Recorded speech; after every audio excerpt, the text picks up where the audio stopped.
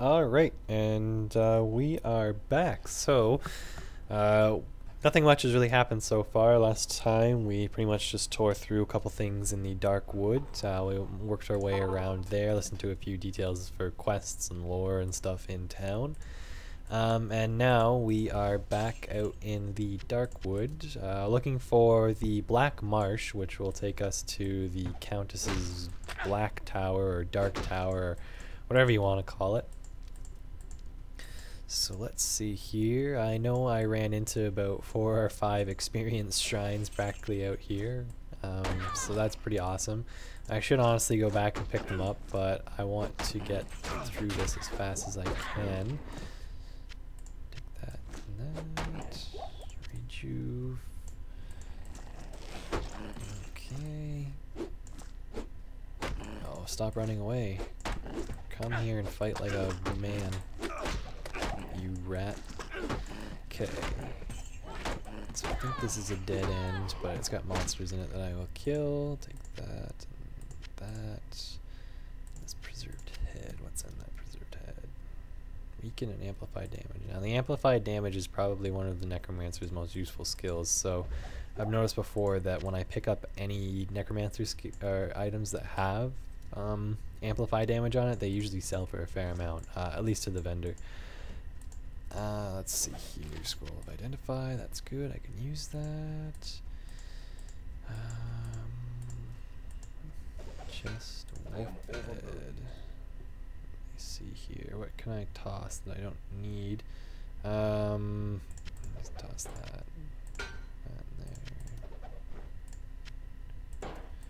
That armor was pretty much useless. It would have only sold for about like 200 gold anyways.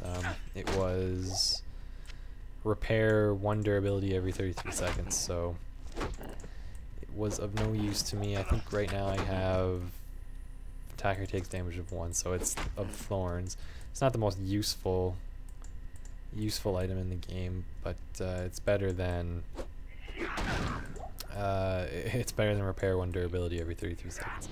The only things that are good to have that on are ethereal items, which don't get repaired, which like my helmet right now that I have on now, it's a unique ethereal helmet, but it has repair 1 damage every 33 seconds. Okay, take care of that. You and you and you. Oh, stop running away. What the heck is this? Shrine. Thought that was another Karen stone, just for some reason in the Dark Wood, which wouldn't make any sense. They call it the Stony Field for a reason, because it's full of stones. Specifically the Karen stones.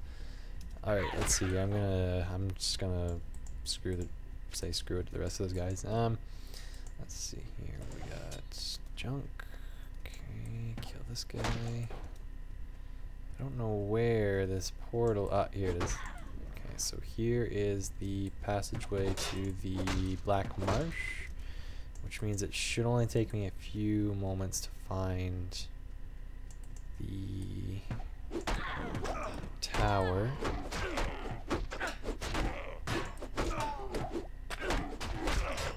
Okay. Those guys are annoying. Especially those archers, because I can't just hit them from where I'm standing. I have to literally chase after them. Anyone that's played the first game knows that the those goat men have been seriously like nerfed in this game. From Diablo 1, like they used to have like there used to be a lot of archers down in the catacomb area. At least for whenever I would play, and they would be in huge groups, and they would, like, every time you'd get close to them, they would just run away, and they wouldn't stop and then, like, eventually, after about 5 minutes of chasing them down and around, a corridor like 4 or 5 times, they'll stop and turn around to shoot an arrow at you, and you can finally put your sword through their face. But they were extremely annoying, and I never liked them, and I thought that they would just be as bad in this game, but they're like completely different in this game. They no longer are. It's no longer like a toss-up that you're going to run into arrow goatmen or like melee goatmen. It's all they're only melee now. So I guess that's all right. But they replaced them with many other annoying monsters. Take you. Oh, I love monsters that don't run away when you kill them. Okay, what's that for? Mana? No, that's resist fire. I'll take that. Ooh. Okay, so let's see here.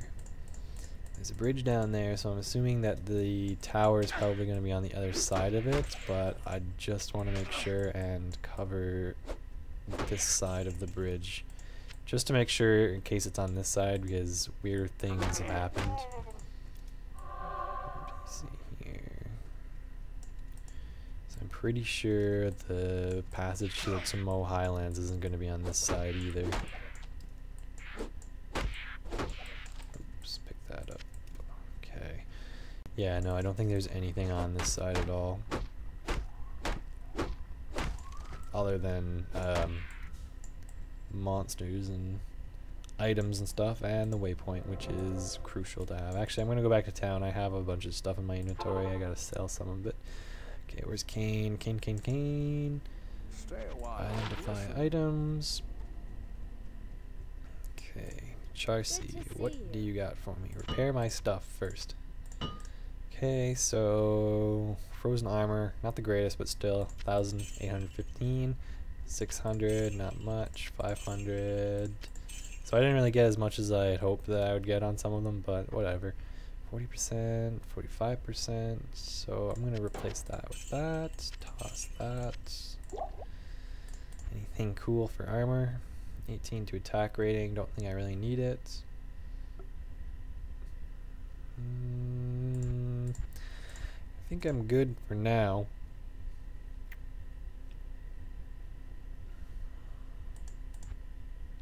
Let's see, just make sure she doesn't have anything I might need. Nope. Okay. Alright, so I still have a socket left in my mace or in my scepter, so I think I'm going to pop in cold damage. The reason why I'm going to do that is because usually with cold it'll freeze an enemy, and if they're frozen, they attack slower, they move slower, and they have a chance to shatter, which means that they'll explode and then their body will no longer be able to be resurrected.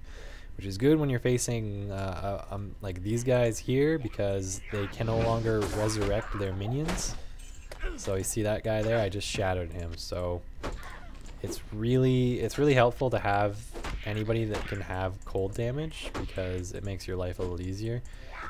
Now mind you, once you get to, once you get to Act 5, pretty much everything is cold based or immune to cold or uses cold weapons, so they have a resistance to cold. So it becomes a lot less useful there. So I think fire would be more useful at that point, but like, I mean, fire doesn't actually instill any sort of special status effect onto monsters. So yeah, usually I'll put cold enchants onto like my minions' weapons, just because I'll usually have other things in my own weapons that I'll need, or there's sometimes too where I don't bother putting in any sort of like gems into my items, because I usually like to save a lot of them until I can get perfect versions of certain gems. Mostly because like the basic versions are great for, or like the chipped versions of some of them are great for these lower levels, but once you get higher up, like you're gonna be getting either runes put into your weapons or something along those lines. But get out of my way, I'm walking here. This is annoying.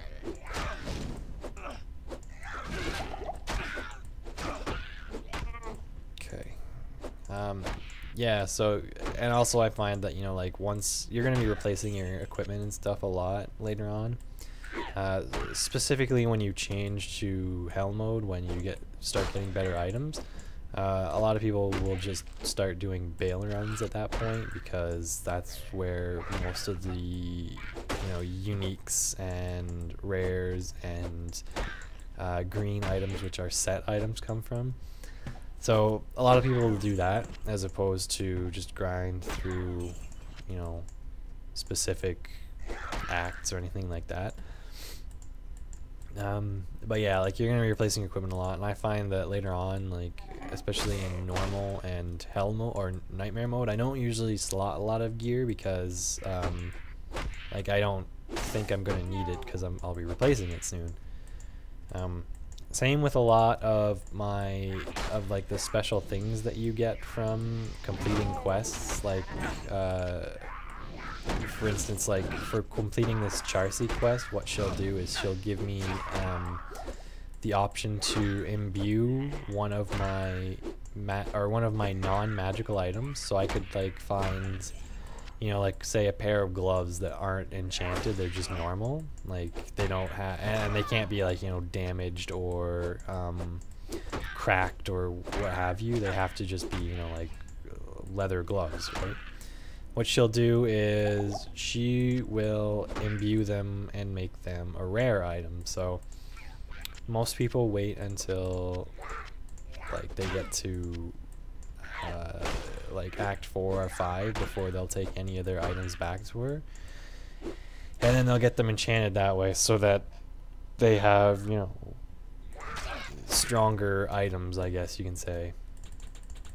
Alright, leveled up there. 6 points and nothing really to spend on right now, but yeah, so let's see here. There's an experience shrine, I'll pick that up.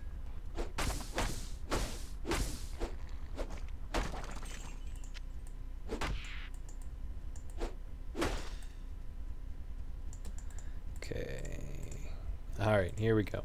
Finally found the Dark Tower. Now, instead of going up the Dark Tower, we go down the Dark Tower. As you can see, the Dark Tower is clearly crumbled. Or the Forgotten Tower. Ooh, my bad. This tower shall be cleansed of evil. Gonna cleanse it of evil. Everything's about cleansing with this guy.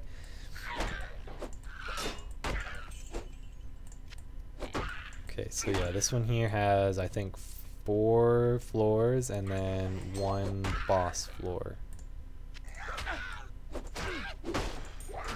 That was awesome. I like one-shotting bosses. It makes me laugh.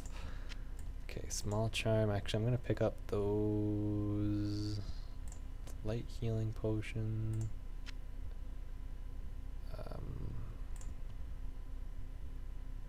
Minor healing potion. Scroll town portal. That's what I wanted. Okay, so here's the next floor. Cellar 2.